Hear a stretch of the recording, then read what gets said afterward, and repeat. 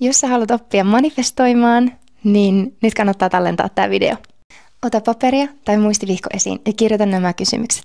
Mikä sua estää tulemasta sun tulevaisuuden versioksi? Mitkä on tavallaan sun unelmien tiellä? Miksi sä et pysty olla se ihminen, kuka tekee sun unelmat todeksi? Kirjoita kaikki ajatukset, kaikki rutiinit, kaikki tavat, paheet. Seuraavaksi sä voit miettiä sitä sun tulevaisuuden versiota. Mitä se tekee eri tavalla? Miten se aloittaa päivänsä? Mitä rutiineita hän tekee? Mitä se kantaa itsensä? Minkälainen energia sillä on? Ihan huippuenergia. Mistä paheista ja mistä tavoista se on päässyt jo irtaantumaan? Sitten mä haluan, että sä mietit tosi tarkkaan, että miltä siitä tuntuu. Se tulevaisuus on jo toteutunut. Miltä se tuntuu sussa?